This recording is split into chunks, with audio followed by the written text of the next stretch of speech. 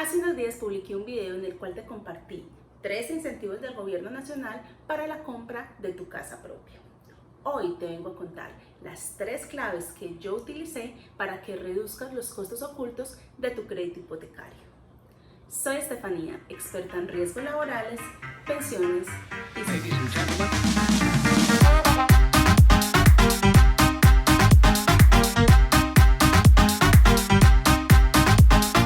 Bueno, les cuento.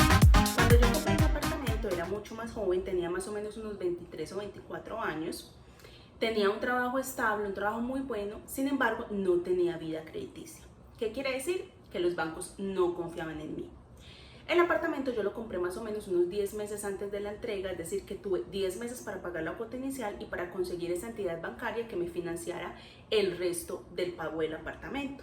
En ese momento yo tampoco conocía cuáles eran los incentivos de la Caja de Compensación Familiar, no me había preocupado tampoco por conocerlos y de todas maneras el apartamento que estaba comprando tenía un valor superior a lo que es la vivienda de interés social, entonces tampoco me hubiese aplicado ningún subsidio por parte de la caja y realmente no existían en ese momento unos incentivos claros por parte del gobierno nacional para la compra de vivienda nueva. Entonces, durante esos 10 meses que estuve tocando puertas en muchas entidades financieras, a todas les toqué las puertas y todas me negaron el crédito, excepto una. Esa entidad financiera que me abrió las puertas fue Bancolombia, que además era el banco que tenía la fiducia del proyecto inmobiliario. Desde la constructora entonces me hicieron el empalme con una ejecutiva de Bancolombia. Esa ejecutiva revisó mi caso, miró y me dijo, listo, nosotros sí te podemos prestar, pero la tasa de interés es una tasa de interés un poquito más alta que la tasa de interés promedio del mercado para un producto como un crédito hipotecario y adicionalmente me pedían un codeudor que tuviera la suficiente capacidad económica para respaldar ese crédito. Finalmente en ese momento lo que yo quería era que me entregaran el apartamento, poderlo comprar, entonces yo accedí a todas las condiciones de Bancolombia y me puse a pagar muy juiciosa mi crédito hipotecario.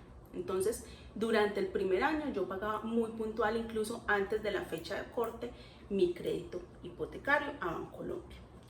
Ellos me desembolsaron el crédito, resulta que en ese momento sí existía un incentivo del gobierno nacional que hoy continúa existiendo y era el subsidio a la tasa de interés. Sin embargo, eso era por unos cupos y los cupos se otorgaban en el momento en el que desembolsaban el crédito. Cuando a mí me desembolsaron el crédito ya no había cupos, entonces no tuve absolutamente ninguna ayuda, ningún apoyo, ningún subsidio, ni en la cuota inicial ni en la tasa de interés. Yo entonces estuve pagando el crédito muy juiciosa durante más o menos un año cuando un día me llaman del banco AB Villas, uno de los bancos que me había cerrado las puertas, a decirme que querían comprarme la cartera de Bancolombia y que me daban una mejor tasa de interés. En Bancolombia yo tenía una tasa de interés del 15% efectivo anual, que es más o menos un 1.3% mensual, que es una tasa de interés alta para un crédito hipotecario. Y AB Villas me está ofreciendo una compra de cartera disminuyéndome la tasa más o menos al 11% de efectivo anual, que era más o menos un 0.9% mensual. Yo accedí entonces a esa compra de cartera y le vendí la cartera al banco AB Villas.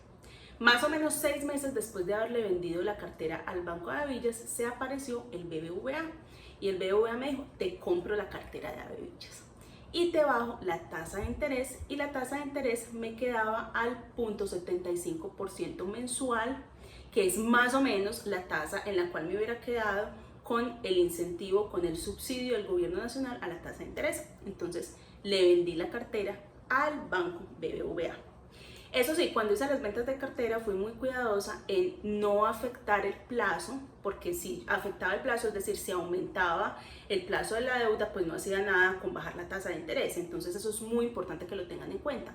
Si van a vender la cartera, deben mantener el plazo o reducir el plazo en lo posible. Pero siempre hay que tratar o de mantener o de reducir el plazo, no de ampliar el plazo, porque si no lo que vas a hacer es que vas a diferir en más tiempo y vas a terminar pagando más de lo que estabas pagando con la otra tasa de interés.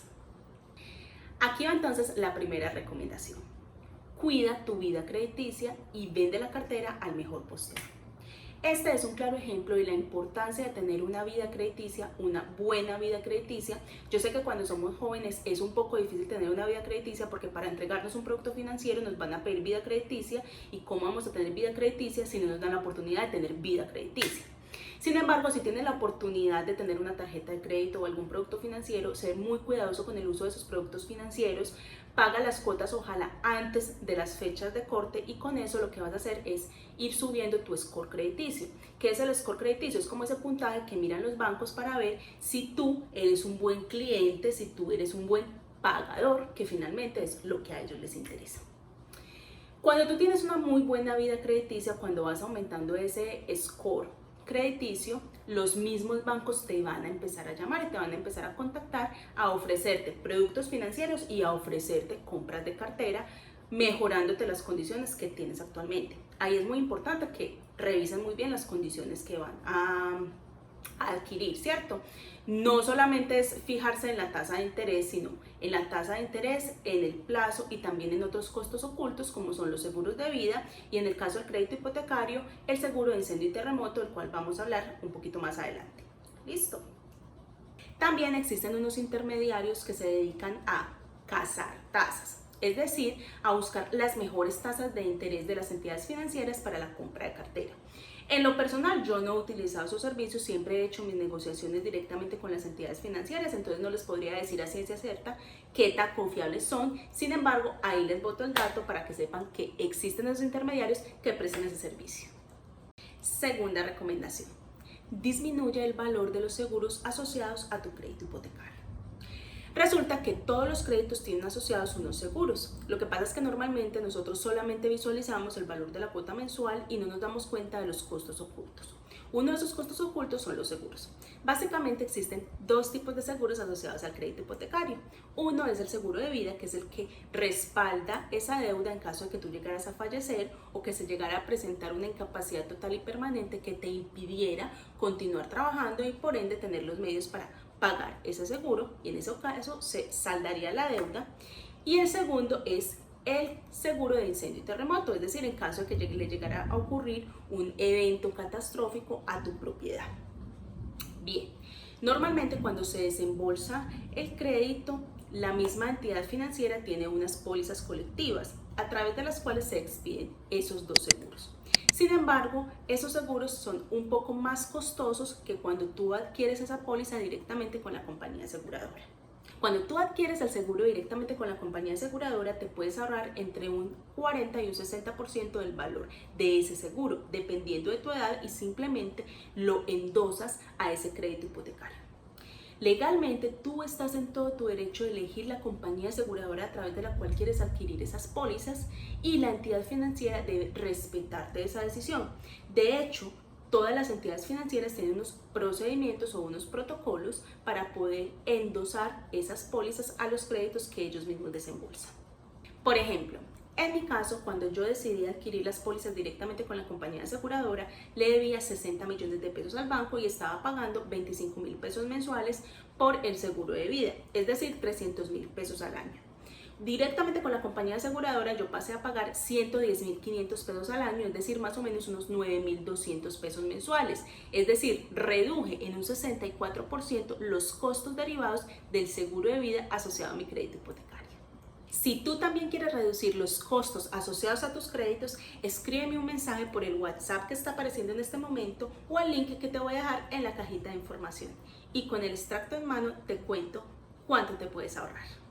El segundo seguro asociado a tu crédito hipotecario es el seguro de incendio y terremoto. Con respecto a esta póliza, tú tienes dos opciones. La primera, en caso de que tengas tu inmueble dentro de una propiedad horizontal, tú podrías endosar la póliza de incendio y terremoto de esa copropiedad. Por ley, todas las copropiedades deben tener una póliza de incendio y terremoto. Simplemente le solicitas al administrador de la copropiedad que te haga la gestión frente a la aseguradora para endosar esa póliza al crédito hipotecario asociado al apartamento que está a tu nombre. La segunda opción, que es personalmente la que yo escogí, es adquirir un seguro de hogar. Este seguro se puede adquirir tanto en inmuebles que se encuentren dentro de edificios residenciales como aquellos que están por fuera de edificaciones residenciales, que por ende no tienen esa opción de tener una póliza de copropiedad que los respalde y que puedan endosar a ese crédito hipotecario. Aunque mi apartamento sí se encuentra dentro de un condominio residencial, yo decidí esta opción por varias razones que les voy a contar. La primera razón es que el seguro de hogar no solamente respalda mi deuda, sino que también tiene otros beneficios, como cuáles, como respaldar los contenidos que hay dentro del apartamento, los muebles, enseres, la nevera, el televisor. Y más que eso, lo que me interesa a mí respaldar es el computador, el iPad, la bicicleta, como esos contenidos que son móviles, esos contenidos que son portátiles. Segundo, tiene una cobertura de responsabilidad civil. Entonces, en caso, por ejemplo, de que se llegara a presentar un incendio o una inundación dentro de mi apartamento que afectara a alguno de los apartamentos vecinos, pues la póliza respaldaría esos daños que le ocasionara a esos vecinos. La tercera razón son las asistencias. Tienen unas asistencias que son indispensables en mi caso, por ejemplo, el servicio de cerrajería, el servicio de plomería en caso de una urgencia. Entonces, si yo dejo las llaves dentro del apartamento, simplemente llamo a la línea de asistencia, ellos me mandan un cerrajero que me abra la puerta. Bien sabemos que esos servicios, por ejemplo, de cerrajería o de plomería, cuando son en casos de urgencia, son mucho más costosos y los tenemos que pagar sencillamente porque tenemos que salir de esa urgencia. En estos casos van junto con la póliza.